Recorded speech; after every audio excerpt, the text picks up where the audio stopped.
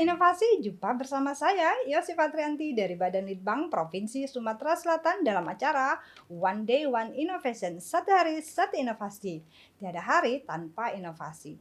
Sahabat inovasi, saat ini inovasi menjadi sebuah keharusan. Dunia terus berubah, maka kita harus adaptif dan inovatif.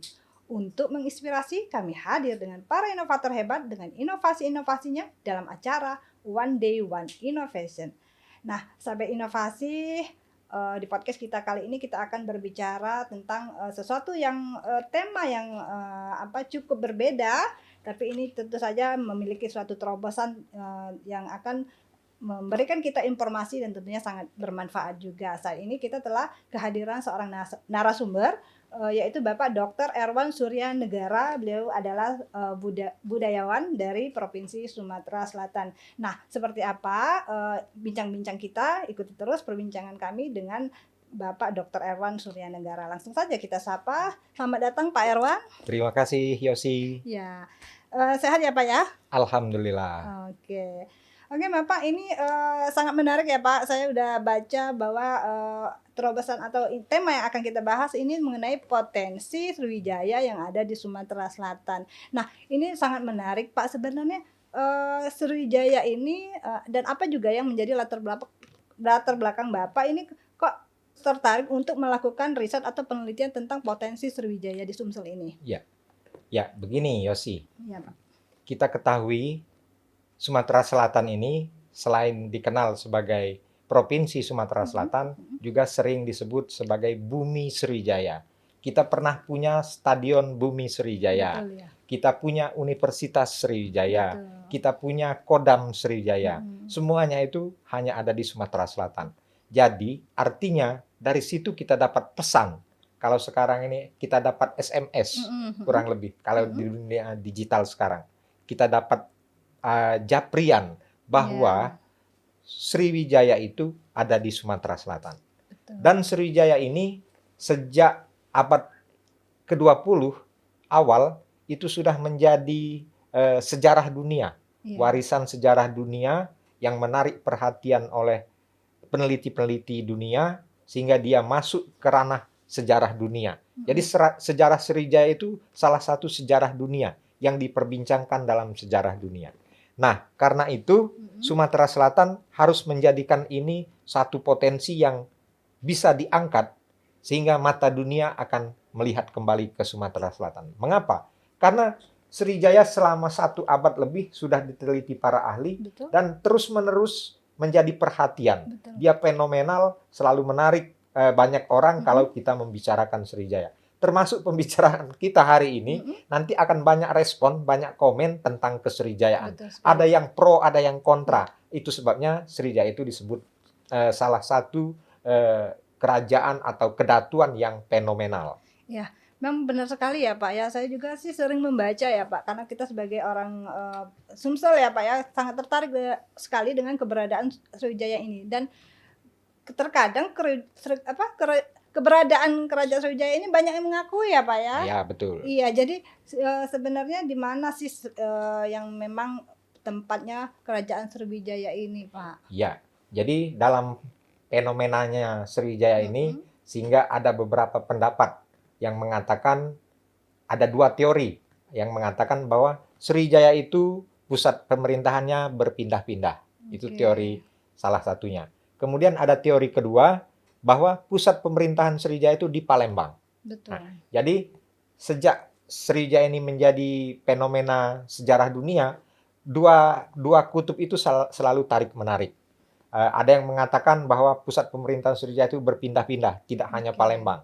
Nah, tentu mereka berdasarkan bukti-bukti arkeologis. Betul. Secara ilmiah mereka ungkapkan. Demikian juga pendapat bahwa pusat pemerintahan Sriwijaya itu di Palembang juga banyak pendukungnya. Bahkan arkeologi nasional kita sebagian besar itu sepakat dengan pusat pemerintahan Sriwijaya itu adanya di Palembang. Nah, hanya arkeolog-arkeolog luar beberapa yang mengatakan bahwa bukan di Palembang. Artinya secara keilmuan Sriwijaya itu sangat ilmiah karena dia sudah menghasilkan banyak disertasi, sudah menghasilkan banyak tesis, sudah banyak menghasilkan skripsi-skripsi, tugas-tugas akhir mahasiswa dalam penelitian-penelitian kesrijayaan.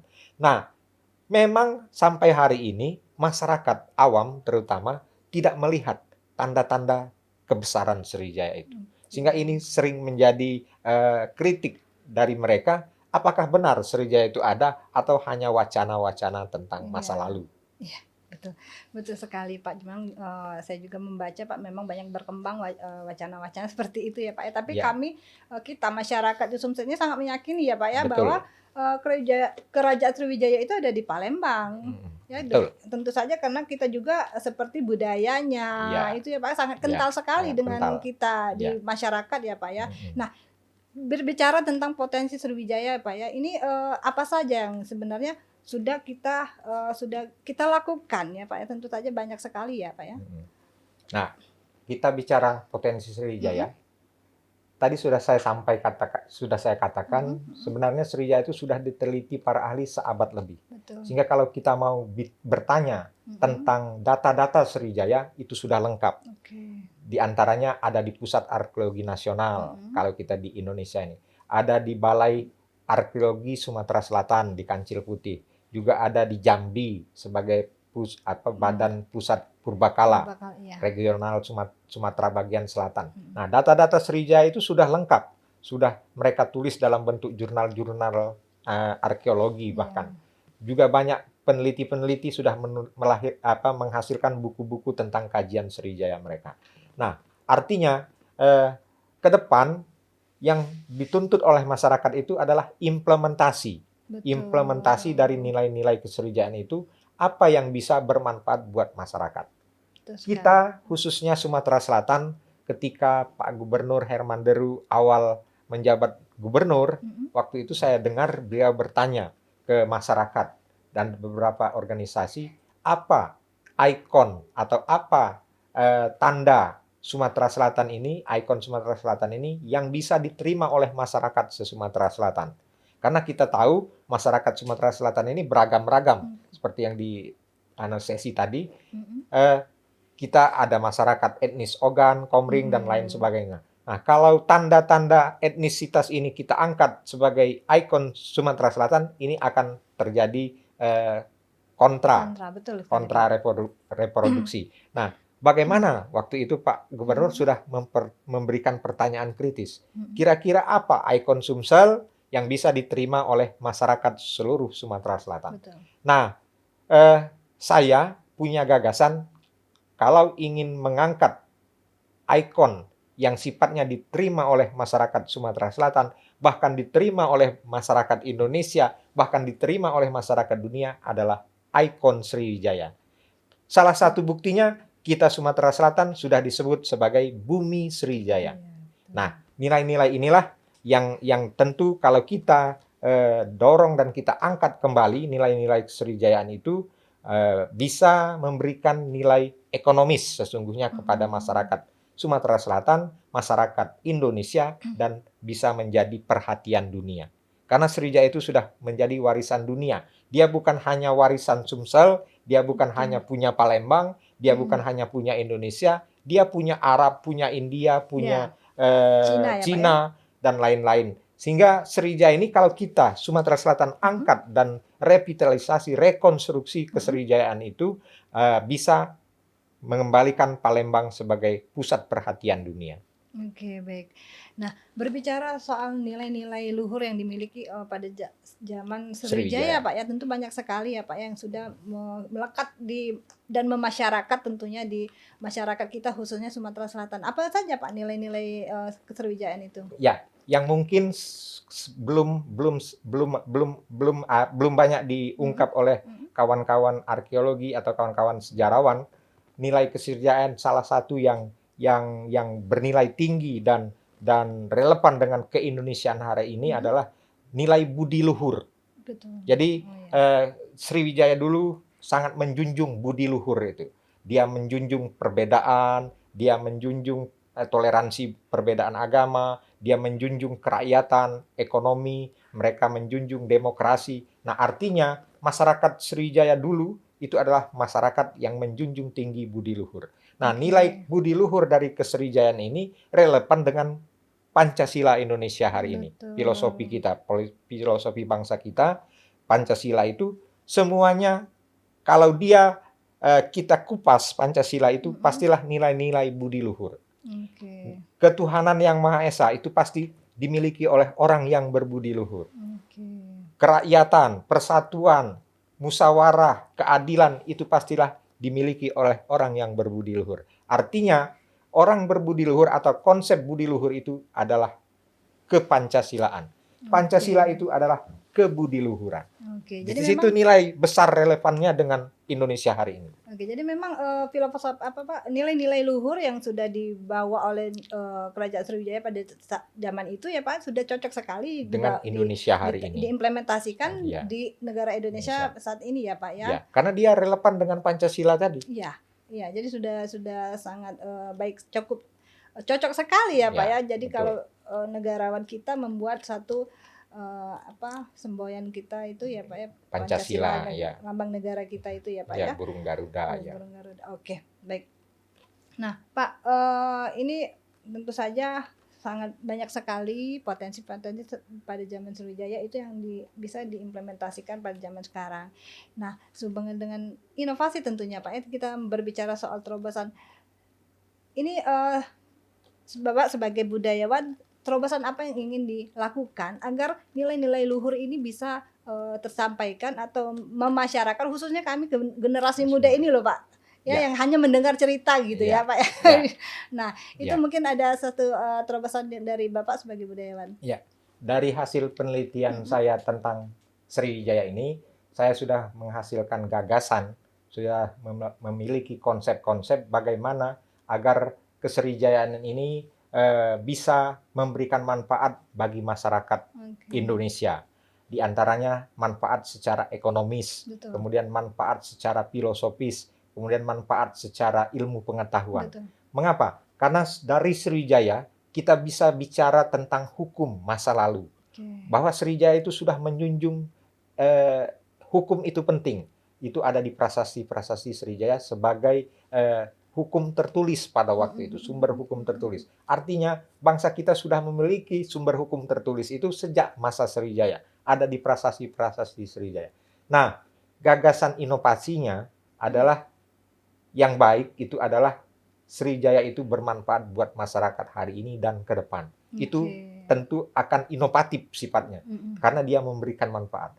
Nah, gagasan yang sudah saya konsepkan itu dan sudah sering saya presentasikan pertama terutama ketika era Pak Edi Santana Putra sebagai wali kota Palembang, saya pernah presentasi namanya Taman Miniatur Kerajaan Sriwijaya. Mengapa konsep ini perlu? Karena gagasannya adalah merekonstruksi Kesriwijayaan itu pada kepentingan masyarakat hari ini. Mengapa? Karena situs-situs Sriwijaya sudah banyak yang rusak. Situs-situs Sriwijaya banyak bahkan ada yang hilang. Artefak-artefak Sriwijaya juga sudah berpindah-pindah ke museum mana-mana. Ada di Belanda, ada di Amerika, ada di Jakarta. Nah, dengan merekonstruksi Sriwijaya itu di Taman Miniatur Sriwijaya, dia akan memberikan manfaat ekonomis kepada masyarakat, terutama masyarakat di sekitarnya, masyarakat Sumsel, dan kemudian menjadi nasional. Oke.